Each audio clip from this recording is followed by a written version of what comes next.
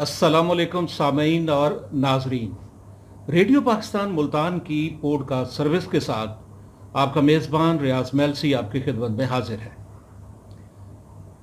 ज़िंदगी के मुतालिक यूं तो बहुत सारे लोगों ने इसकी डेफिनेशन करते हुए बताया है कि ज़िंदगी को यूं गुजारना चाहिए, मगर एक राइटर ने लिखा कि ज़िंदगी के मुतालिक जब भी हम कभी बात करें या अपने मामलात के हवाले से जो बात करें वो ये है कि how we think, how we feel and how we act.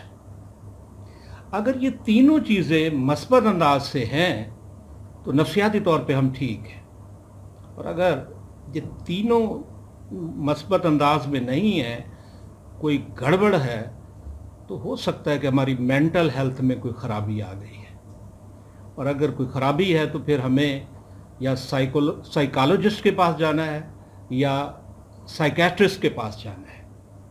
मगर हमारे लिए आज खुशकिस्मती की बात यह है कि साइकोलॉजिस्ट आज हमारे साथ हैं। फ्रेम में आपको नज़र आ रहे होंगे डॉक्टर फातिमा शब्बीर। आज इनसे इंटरेक्ट करते हैं। अस्सलाम वालेकुम। अस्सलाम वालेकुम। वालेकुम अस्सलाम। कैसे हैं आप? मैं ठीक हूँ डॉक्टर साहब, आप बताएं। अल्हम्दुलिल्लाह बेहतरीन। डॉक्टर खालिद इकबाल साहब स्टेशन डायरेक्टर के बिहाफ पे हम वेलकम कहते हैं। So nice of you ji. Doctor साहब, मेंटल हेल्थ जो है पूरी दुनिया में एक मसला है, और 10 अक्टूबर को भी वर्ल्ड मेंटल डे मनाया गया। जी जी बिल्कुल। अब मेंटल हेल्थ पाकिस्तान में इसकी क्या सूरत हाल है? अगर मजमूई तौर पे या अमूमी तौर पे हम देखते हैं तो एक साइकोलॉजिस्ट जो है वो किस तरह एनालाइज करता है कि हमारे प्यारे मुल्क पाकिस्तान में मेंटल हेल्थ इस लेवल पर है। आपने बड़ा अच्छा क्वेश्चन किया और साथ में आपने खुद ही बता दिया कि कल हमने इसका जो है ना मेंटल जो है ना वर्ल्ड डे मनाया है हमने इसका। देखिए, सबसे इम्पॉर्टेंट चीज़ होती है जब आप किसी सोसाइटी को कंसीडर कर रहे होते हैं, उसकी मेंटल हेल्थ को कंसीडर करें या उनकी फ़िज़िकल किसी चीज़ के ऊपर आप लोग बात कर रहे हो, सबसे पहले आता है इंडिविजुअलिटी को। आपको उसको फोकस करना होता है, आपने उसको देखना होता है कि इंडिविजुअल जो है वो क्या रिस्पॉन्स कर रहा है डिफरेंट सिचुएशंस के ऊपर। अभी देखें, अभी आपने 3 उसकी कैटेगरीज बताई कि कैसे वो फील कर रहा है और कैसे वो एक्सप्रेस कर रहा है। तो ये बड़ी वेरिएशन है कि समटाइम्स हम फील कुछ करते हैं, हम एक्ट कुछ करते हैं, लेकिन जो स्ट्रेस का एक हमारे ऊपर एक हवा सवार होता है ना, स्ट्रेस जिसको हम बोलते हैं, वो ऑटोमेटिकली आपकी बहुत सारी चीज़ों से निकल रहा होता है। जो क्लिनिकल साइकोलॉजिस्ट है या साइकेट्रिस्ट है या कोई फिजिशियन है, इवन जो जीपीज भी हैं, जनरल फिजिशियंस भी हैं, जिनकी प्रैक्टिस इस चीज़ में कुछ ज़्यादा है, तो वो लोगों को देखते हैं कि जी उनकी बॉडी किस तरह से रिएक्ट कर रही है। अब मैं आपको एक छोटी सी एग्जांपल दूंगी। हम बड़ी चीज़ों पे जाने से पहले ना हम देखें कि स्ट्रेस क्या है बेसिकली। क्या स्ट्रेस एक डिजीज़ है? क्या स्ट्रेस एक डिसऑर्डर है? या स्ट्रेस इन सारी चीज़ों को एक्सपोज करने का एक तरीका है? तो मैं बहुत आसान अल्फाज में ये चीज़ बता दूं कि स्ट्रेस कोई बीमारी नहीं है, ये कोई डिसऑर्डर नहीं है। ये सिर्फ आपकी सारी चीज़ों को जो आप फील कर रहे होते हो उसको अनकॉन्शियसली आपकी बॉडी रिस्पॉन्ड कर रही होती है, इन सिंपल वर्ड्स। और ऑडियो को भी ऑर्डर में रखने के लिए ज़रूरी होता है कि माइक्रोफोन के करीब रहा जाए। जी जी, और बयान जारी रहे। बिल्कुल ऐसा है। तो वो हमारी जब अब बॉडी रिस्पॉन्ड करती है उस स्ट्रेस को, तो दूसरे बंदे को फ़ौरन पता चल जाता है कि इसके साथ कोई ना कोई मसला है। अगर हम इसको बहुत सादा लोगों के लिए बात करें कि जो ये रेडियो भी सुन रहे होंगे, एक बंदा है उसे बात बात पे गुस्सा चढ़ रहा है, एक बंदा है उसकी स्मोकिंग ज़्यादा हो गई है, एक बंदा है वो चिढ़ना ज़्यादा, खुश मिजाज था अब चिढ़ता ज़्यादा है, सही बात। एक बंदा है वो बिल्कुल ठीक था अब वो रोता ज़्यादा है। अब कोई काम करता है तो वो 10 दफ़ा इंक्वायर करता है क्या मैंने ये चीज़ कर ली, क्या ये मैंने चीज़ कर ली। तो ये सारी चीज़ें, उसके साथ एक जो बड़ा प्रॉब्लम अब हमें देखने में आ रहा है वो ये है कि इंसोम्निया की तरफ लोग जा रहे हैं। आपका नींद का पैटर्न ख़राब हो रहा है, लोग रातों को सो नहीं पा रहे।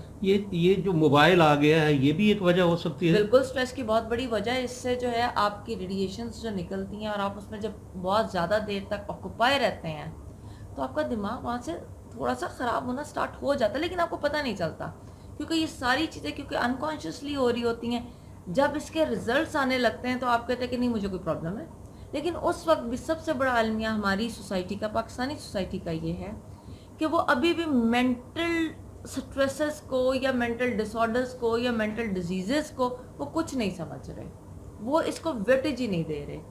हालांकि मैं ये बात कहती हूँ, मैं ऑन रिकॉर्ड ये बात कह रही हूँ कि आपको कोई फिजिकल डिजीज़ है, डिसऑर्डर है, आप उसके बारे में हर किसी से कंसल्ट करते हो, आप उसको बताते हो कि मुझे ये हो गया, मुझे ये हो गया, मैं इसके पास गया, मैं उसके पास गया, मैंने ये टेस्ट कराए।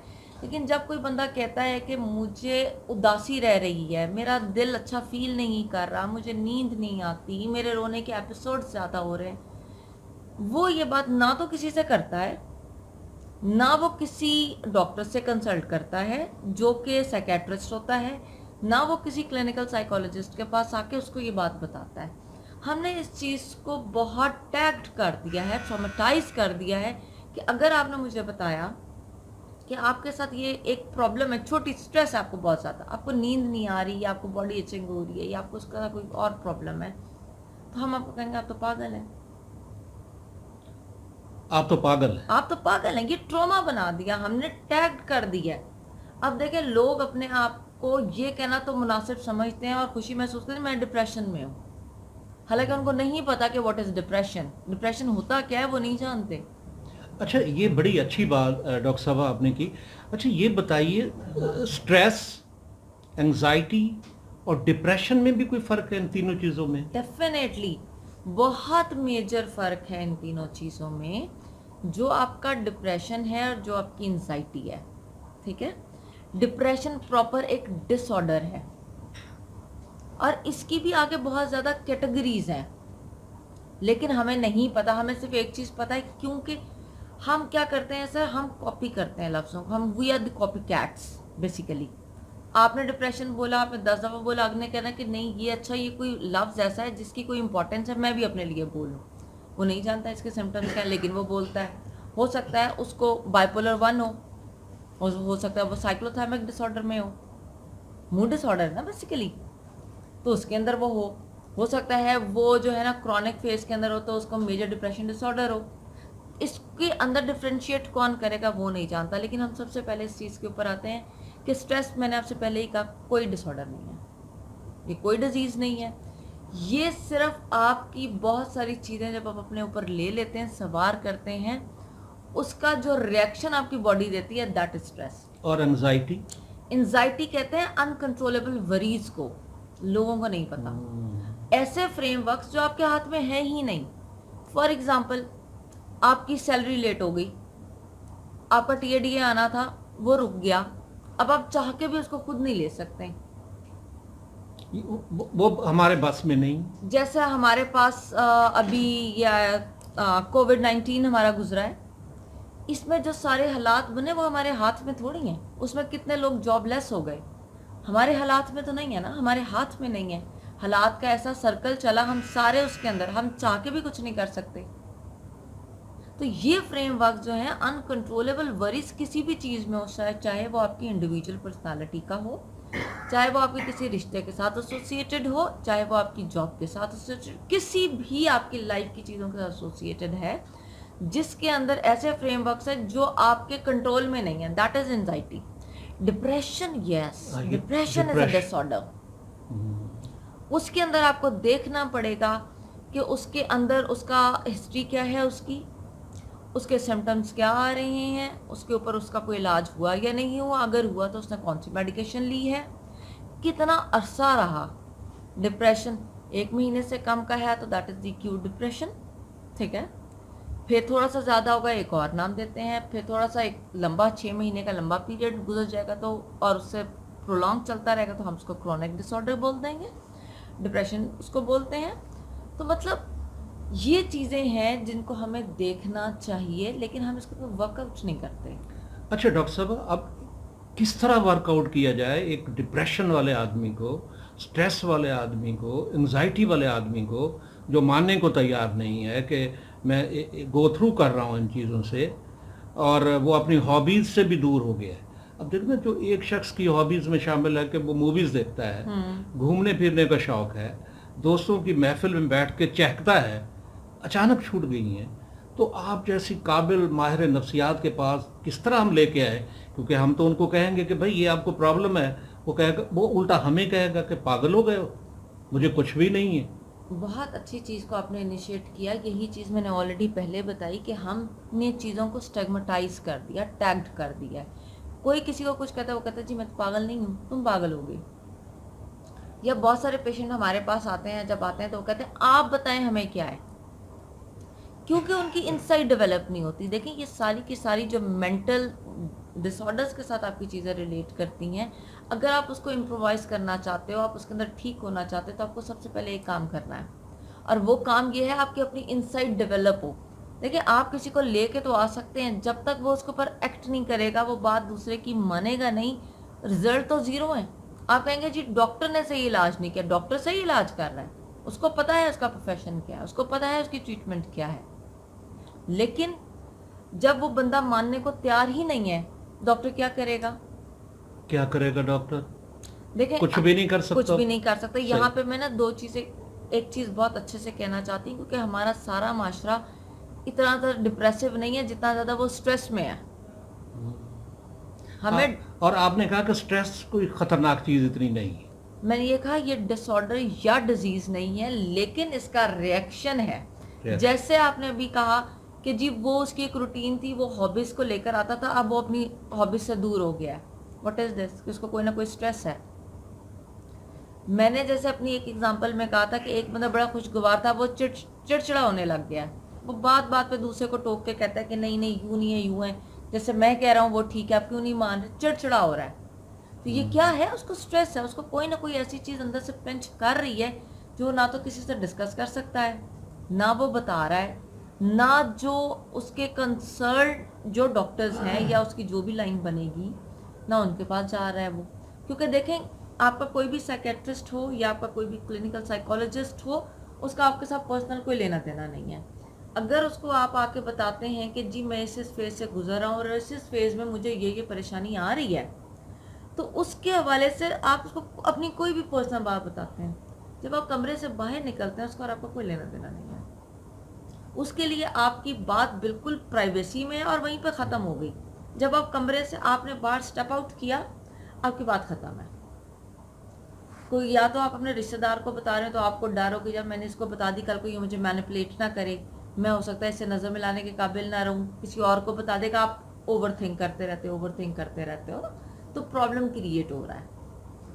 अच्छा डॉक्टर साहब, आपके बारे में हमने रिसर्च की है, आप बैरूनी ममालिक के दौरों पे भी गई हैं जी, वहाँ सेमिनार्स में भी आपने जी, शिरकत की है, तो यहाँ बात आती है कंपैरेटिव स्टडी की। जी, तो बाहर की दुनिया, स्पेशली डेवलप्ड कंट्रीज़ और हमारे जैसे डेवलपिंग कंट्री की, अगर हम ये चीज़ सामने रखते हैं, तो मेंटल हेल्थ के हवाले से हम कहाँ पर खड़े हैं? सर देखें, हमारे अंदर एक चीज़ बहुत ज़्यादा है जो कि मैंने बाहर नहीं देखी है। बहुत सारे कंट्रीज़ के अंदर, स्पेशली अगर मैं आपको एग्जांपल दूं तो जापान की दूंगी, साउथ कोरिया की दूंगी। अब उनके अंदर सोसाइटीज़ जहाँ पे हमें बहुत बीन पे मिलती हैं, वहाँ पे उनके अंदर कुछ कमियाँ भी हैं। अगर आप लेटर ऑन देखें, जैसे जापान के अंदर सबसे ज़्यादा सुसाइडल रेट वहाँ पे है। साउथ कोरिया का हर बच्चा, हर बड़ा पढ़ा लिखा है, लेकिन वहाँ पे उनको खुद को जॉब्स नहीं मिलती। पब्लिक जॉब्स की बात कर रही हूँ। देखें, एक चीज़ तो प्रिवेल कर रही है उनके अंदर भी प्रॉब्लम, लेकिन उनकी मेंटल हेल्थ इतनी स्ट्रांग है कि अगर उनको आपकी उससे प्रॉब्लम हुआ कि यार आप उसको देख रहे हैं और उसको प्रॉब्लम हो रही है, तो वो बंदी होगी, वो आपके पास आएगी, वो उसको डिस्कस करेगी, वो अपने आप को मेंटली रिलीव करेगी। साउथ कोरिया के बारे में आपने एक चीज़ और बहुत अच्छी सुनी होगी कि जी वहाँ प्लास्टिक सर्जरीज का बहुत ट्रेंड चल पड़ा। अब देखिए, सबसे बड़ी बात क्या है, मेरी इंसाइट है, मैं हूँ तो ये जहाँ है। अगर मेरा अंदर से मैं ही खुश नहीं हूँ, तो मैं आपको कभी खुशी नहीं दे सकती। आप मुझसे बहुत अच्छी बात करेंगे, लेकिन उसका कोई डबल रुख ऐसा बनता हो जो कि मेरे ज़हन में हो, तो मैं आपकी चीज़ को नेगेटिव परसीव करूँगी, पॉजिटिव परसीव नहीं करूँगी, क्योंकि मेरा सोचने का पैटर्न वैसा बना हुआ है। वहाँ पे ये चीज़ है कि वो लोग पहले अपने आप को, सेल्फ को प्रेफरेंस दे रहे हैं कि मुझे खुश होना है, तो वो सर्जरी करा रहे हैं। उसको लगता है मेरी नाक के अंदर यूं है तो ये यूं हो जानी चाहिए, वो सर्जरी करा रहा है, वो खुश है उससे। और आप ये देखें, जब हम अंदर से खुश होते हैं, हमारी हर चीज़ के अंदर आपको एक प्रोग्रेसनेस नज़र आती है। तो ये ज़रूरी है कि एक इनफरादी तौर पे भी हर शख्स की जिम्मेदारी बनती है कि वो अपने आप को खुश रखने की कोशिश भी करे, अपने ज़ौक़ व शौक़ के साथ। अगर कोई शायरी की तरफ शगफ़ है तो उसको भी वो जारी रखे और दूसरी हॉबीज़ को भी जारी रखे। तो इस तरह के पेशेंट से मिलते मिलते क्या ये भी मुमकिन है कि डॉक्टर खुद स्ट्रेस में आ जाए, एंग्जाइटी में आ जाए, डिप्रेशन में चला जाए? कभी साइकोलॉजिस्ट के साथ इस तरह का वक़ूआ दरपेश हुआ? अच्छा सर, बहुत अच्छा क्वेश्चन अगेन, लेकिन इसका जवाब मैं आपको थोड़ा सा एक उसमें दूंगी, डिटेल में दूंगी कि देखिए, जो इंडिविजुअल है, इंडिविजुअल ने मिल के सोसाइटी बनानी है। आप जब ओवरऑल सोसाइटी की बात करते हैं कि ये चीज़ सोसाइटी में प्रिवेल कर रही है, स्ट्रेस सोसाइटी में प्रिवेल कर रहा है, एंजाइटी सोसाइटी में प्रिवेल कर रही है, अब लोग सिग्नल बंद हो जाए तो लोग कहते हैं मैं एक 30 सेकेंड्स लेट ना हूँ, मैं सिग्नल तोड़ दूँ। आप एंजाइटी में हैं, और बकायदा एक दो गालियां भी दे देते आप हैं। गालियां भी देते हैं, अब अब्यूसिव भी होते हैं, आप अगले को बुरा भला भी कहते हैं, आप ऊंची ऊंची आवाज़ में बोल अपना बेसिकली फ्रस्ट्रेशन निकाल रहे हैं। अब फ्रस्ट्रेशन क्या है? अगेन आपका स्ट्रेस है। स्ट्रेस आपने कहाँ से लीड किया, कहाँ से आया आपके पास? आपकी ओवर थिंकिंग से आया। ठीक है, अब आप सबसे पहले सर इम्पोर्टेंट जो चीज़ है, जो मैं यहाँ पे आज इस प्लेटफॉर्म से कहूँगी भी, कि अपनी इंडिविजुअलिटी के ऊपर फोकस करें। अगर आप ठीक होंगे तो मल्टीप्लाई बाय 10 कर लें। आपने इतना कंट्रीब्यूट किया सोसाइटी में, और आपकी वजह से जो 10 लोगों को अच्छा पॉजिटिव इम्पैक्ट मिला, उसको मल्टीप्लाई बाय 100 करें। आपकी सोसाइटी ठीक होती चली जाएगी। आप एक साइकिल बना रहे हैं। अगर हम कहते हैं कि जी हम बहुत लार्ज पैमाने पे, हम बहुत सोसाइटी के अंदर ही कोई चेंज ले आए, एवोल्यूशन ले आए, आप ऐसा नहीं कर सकते, क्योंकि आपने बेसिक पे काम नहीं किया। इसकी मैं हमेशा से एक एग्जांपल ये देती हूँ कि आपने एक घर का ग्राउंड फ्लोर बनाया ही नहीं, आप कहते हैं मैं डायरेक्ट उसका पहली मंजिल बना दूँ, नहीं बना सकते आपको उसकी बेस चाहिए। आप अपनी बेस ठीक करें, फिर एडवांस किसी स्टेज के ऊपर जो है ना, आगे की तरफ जाने की कोशिश करें। हम छलांग आगे की तरफ, ऊपर की तरफ लगाते हैं, नहीं, हम बेस हमारी बहुत ज़्यादा कमज़ोर होती है।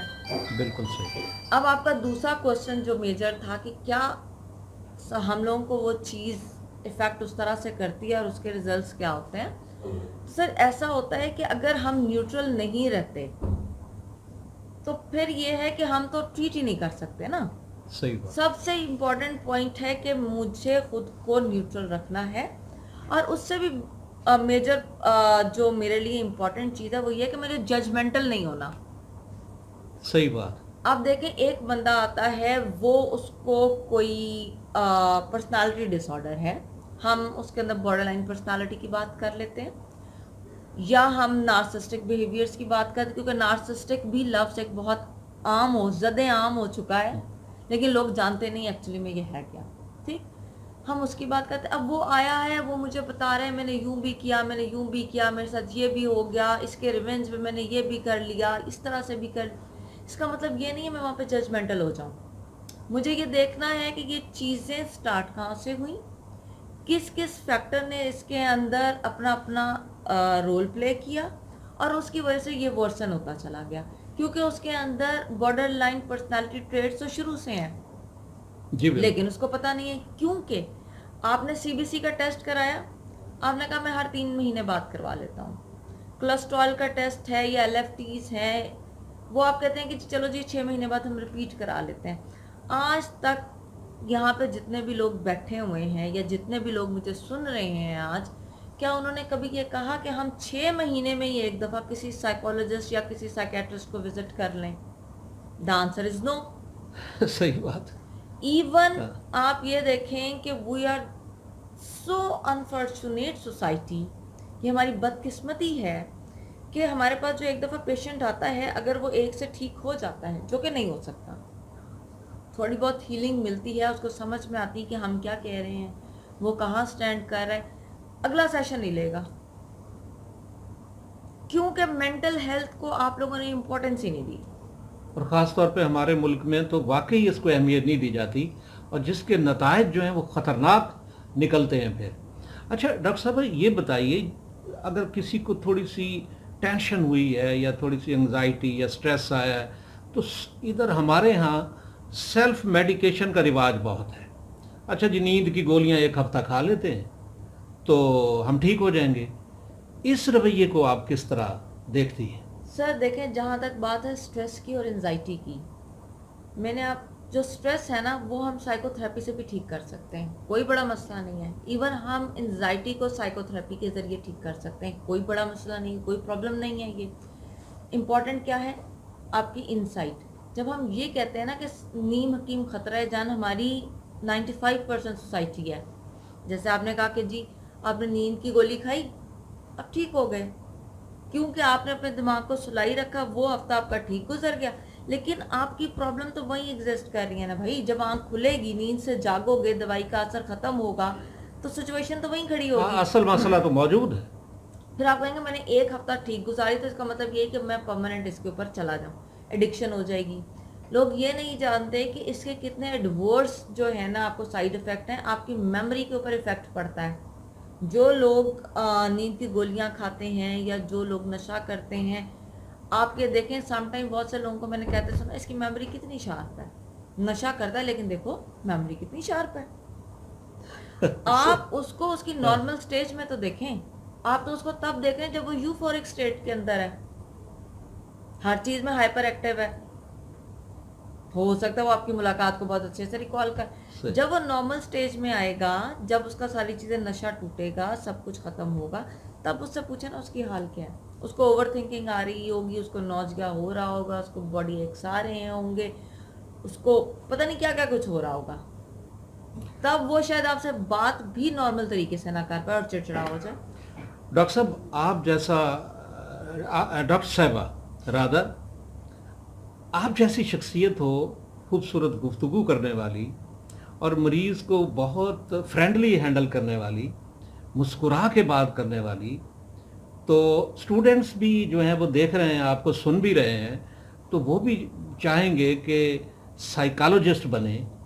तो क्या इस कैरियर का क्या फ्यूचर है पाकिस्तान में साइकोलॉजिस्ट के हवाले से? क्योंकि एक चीज़ और भी हमने आपसे साथ ज़िमनी तौर पे पूछनी है कि what is the difference between psychologist and psychiatrist, ये भी बता दीजिए। Sure. और कैरियर के हवाले से भी ज़रा बताइए, क्योंकि ये जो देख रहे हैं ना दोस्त, सुन रहे हैं और फिर खुश भी हो रहे हैं कि भाई इतनी प्यारी डॉक्टर, वो यकीनन इस कैरियर को अडॉप्ट करना चाहेंगे। देखें, ये तो बहुत सारे बच्चे आ रहे हैं, बच्चियां आ रही हैं इस फील्ड के अंदर। ज़्यादातर यहाँ पे बच्चियां आ रही हैं, फीमेल्स का ट्रेंड बहुत ज़्यादा है। क्योंकि आप जब पैदा होते हैं और जब आपको फर्स्ट सेकंड में आते हैं, फर्स्ट ईयर की बात नहीं कर रही, फर्स्ट स्टैंडर्ड की बात कर रही, सेकंड स्टैंडर्ड की बात कर रही हूँ, तो हमारे यहाँ एक चीज़ अभी भी घरों में बड़ी आम है। हम कहते हैं या डॉक्टर बनोगे या इंजीनियर बनोगे। थर्ड प्रोफेशन आता है जिसको बहुत ज़्यादा लाइक किया जाता है फॉर द मेल्स, कि आपने आर्मी में जाना है। सही प्रिविलेजेस इसको दी जाती। हम सुनते रहते हैं सुनते रहते हैं। अब देखें, एक छोटा सा बच्चा है, वो फर्स्ट क्लास में है, सेकंड क्लास में, इवन 10th क्लास में, हम कहते हैं नहीं बेटा तुमने डॉक्टर ही बनना है, तुमने इंजीनियर ही बनना है, तुमने आर्मी में ही जाना है। आप इंड्यूस करवा रहे हैं। उसको नहीं पता कि ये क्या है क्या नहीं है। उसको ये पता है कि अगर डॉक्टर है तो उसने वाइट कोट पहना हुआ है, स्टेथ लगाई हुई है, आ रहे हैं जा रहे हैं, खूबसूरत है, लोग बात कर रहे हैं, लोग इज्जत दे रहे हैं। उसको नहीं पता इसका प्रोफेशन आगे जाके क्या बनेगा। लेकिन जब हम बार बार एक चीज़ कहते हैं और वो किसी और फैक्टर की वजह से नहीं बनता, देखिए हर किसी ने डॉक्टर नहीं बनना, हर किसी ने इंजीनियर और आर्मी में नहीं जाना, हर किसी ने पुलिस में नहीं जाना, हर किसी ने प्रोड्यूसर नहीं बनना, एंकर नहीं बनना। उसके लिए भी एक ख़ास जो है आप क्वालिटीज़ रिक्वायर्ड होती हैं। तो हम क्या करते हैं कि हमने कोई भी चीज़ स्टैटिस्टिकली नहीं एवेल्यूएट की हुई जी। हमारी भेड़ चाल है। अब साइकोलॉजी के अंदर इतने स्टूडेंट्स हैं कि आपके पास इंटर्नशिप्स के लिए जगह नहीं है। क्या आपने ये चीज़ देखी? एक ज़माना था एमएससी को लोग इतना ज़्यादा, अब भी खैर आईटी का दौर आ गया, लेकिन बीच में एक बूम आया था कि आईटी इतनी ऊपर जा रही थी, हर बंदा एमएससी कर रहा, एमसीएस कर रहा था। बीसीएस का आ रहा था, एमएसआईटी का आ रहा था। फिर एक दौर सर बीच में ऐसा आया जो कि हमने देखा कि हमारी पब्लिक यूनिवर्सिटीज में एमसीएस के एडमिशन ही नहीं थे। सही। अब फिर आईटी दोबारा से रूज पे चली गई। तो इसका ये मतलब नहीं है कि जो चीज़ आज जा रही है 10 साल बाद भी उसने टॉप पे रहना है। जब भी बच्चे अपनी काउंसलिंग को देखें, सॉरी करियर को देखें, तो वो ये देखें कि आज जो पढ़ रहे हैं उसका इम्पैक्ट 10 साल बाद क्या है। कोई नहीं, मुल्तान में मौसम भी बदल रहा है तो आपको पानी दोस्तों ज़रूरी है बहुत। हमने आपके लिए बहुत साफ शफाफ मिनरल वाटर रखा हुआ है डॉक्टर साहब, क्योंकि जब हमें मालूम हुआ कि डॉक्टर फातिमा शबीर तशरीफ़ ला रही हैं, तो मैं भी स्ट्रेस में था, लेकिन आपकी टॉक थेरेपी से मैं हशाश बशाश हो गया हूँ। और यहाँ चूँकि मुल्तान में थोड़ी बहुत डस्ट भी होती है तो उससे आपके लिए प्रॉब्लम हो गई, तो आप ये मिनरल वाटर पीजिए। तो आप दोस्तों सुन रहे हैं डॉक्टर साहब की बातें कि किस तरह हमने अपने आप को स्ट्रेस से, डिप्रेशन से, एंजाइटी से बचाना है। तो कैरियर की बात हो रही थी। जी बिल्कुल। उसके अंदर ये है कि जब भी पेरेंट्स को चाहिए बच्चे के शौक को देखते हुए वो इस चीज़ को देखें कि जो चीज़ वो आज कह रहे हैं 10 साल बाद उसका स्कोप क्या है। क्योंकि फॉर एग्जांपल मैं आज इंटरमीडिएट में आई हूँ तो मेरा करियर बनना है आज के 8 साल बाद, और मुझे उसके अंदर कुछ ना कुछ प्रोग्रेस करते 2 साल चाहिए टू गेन द एक्सपीरियंस। अगर हम भेड़ चाल में आ जाएंगे तो देखें एक सर्कल है ना, एक डायमीटर है, उसका 100 हम उसकी परसेंटेज को काउंट करते हैं। अगर 10 लोग होंगे तो वो 10% ले लेंगे। आप 100 लोगों के उसके अंदर ले आएंगे उस सर्कल के अंदर 100% जिसकी वैल्यू है, सबको 1% मिलेगा। अगर उसके अंदर 1000 लोग इंडक्ट हो जाएंगे तो आप बताएं उन्होंने 100 में से ही अपना चांस लेना है ना। जी बिल्कुल। पोटेंशियल बहुत ज़्यादा, लेकिन अगेन बात यह है कि सोसाइटी के अंदर अवेयरनेस नहीं है। अवेयरनेस करें। प्रोफेशन ये बहुत अच्छा है। देखें ये सबसे बड़ी खिदमत खल्क है कि आप किसी को मेंटली तौर पर मेंटल रिलीफ दे रहे हैं। अब एक शख्स को जो उदास बैठा हुआ है, आपने उनको एक नई जिंदगी की रमक दे दी है। तो मसीहा इसलिए तो डॉक्टर्स को कहा जाता है। बिल्कुल। और मेरा एक ज़िमनी सवाल भी था। जी मैं आपको बिल्कुल बताती हूँ। जैसे आपने अभी एक बात की कि जो शायर होता है, अगर हम उसको मज़ाहिया शायर की तरफ ले जाएं तो उससे मैं क्योंकि इसको इंटरलिंक करके बताऊंगी, हर बंदे के बस में नहीं होता कि वो दूसरे रोते हुए के चेहरे के ऊपर मुस्कुराहट ले आए। ये बड़ा फन है जो लिखने वाले हैं कि वो जितनी भी तकलीफ से गुजर रहे हो, नोबडी नोज। हमारे जितने भी कॉमेडियंस हैं, जैसे मुनव्वर ज़रीफ था, बिल्कुल वो कई रोते हुओं को भी हंसा देता था।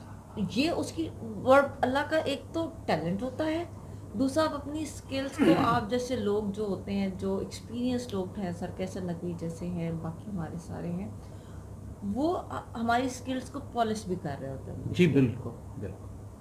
तो जो आपका इससे इंटरलिंक्स क्वेश्चन ये था कि what is the difference between the psychiatrist and the clinical psychologist.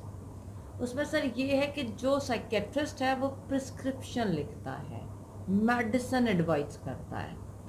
जो क्लिनिकल साइकोलॉजिस्ट है वो साइकोथेरेपिस्ट करता है, वो सेशन करता है। ऑल ओवर द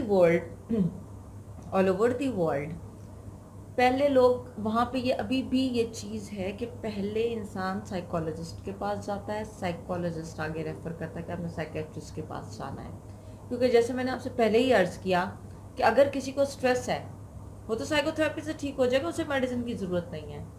लेकिन हमारे यहाँ क्योंकि कल्चर है कि अगर कोई बंदा डॉक्टर के पास गया और उसने ड्रिप और टीका नहीं लगाया, हम ठीक नहीं हुए।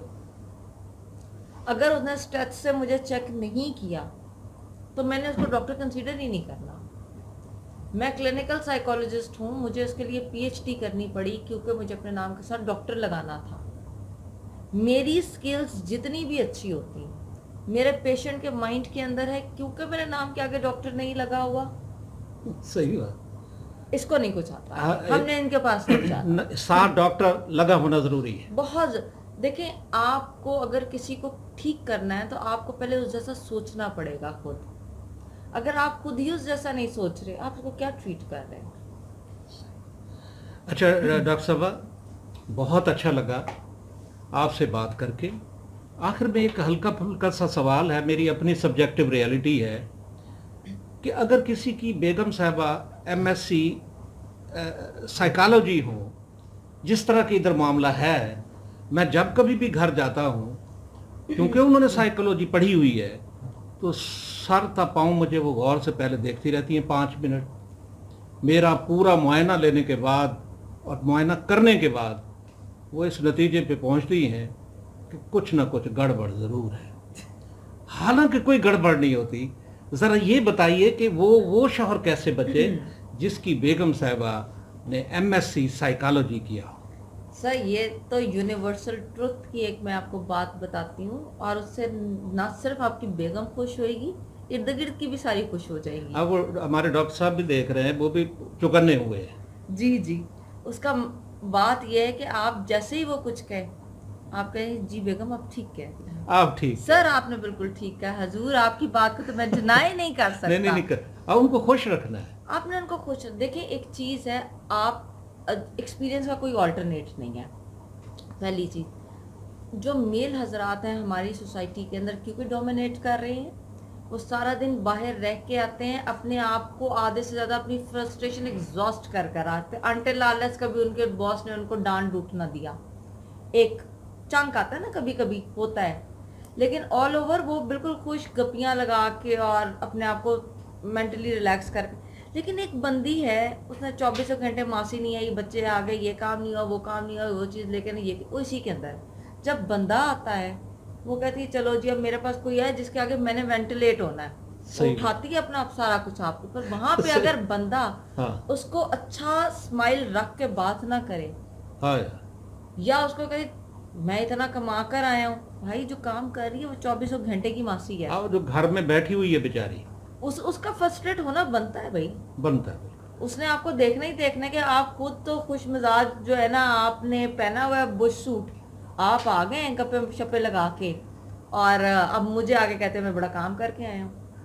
डॉक्टर साहब सच, आपने बहुत सारी चीज़ें जो है ना क्लियर कर दी हैं, जो हमारे जहन में थी या सुनने और देखने वालों के जहन में थी, कि भाई स्ट्रेस जो है दोस्तों वो इतना ख़तरनाक नहीं है। फिर एंजाइटी का ताल्लुक डॉक्टर साहब ने बताया हमारी वरीज़ के साथ है, और डिप्रेशन को सीरियस लेना है, वैसे तो हर चीज़ को सीरियस लेना है, और माहिर नफ्सियात के पास जाना है, साइकेट्रिस्ट के पास जाना है, ताकि इन मसाइल का हल जो है वो निकाला जाए, वरना हमारी जो मेंटल हेल्थ है वो ख़तरे में है।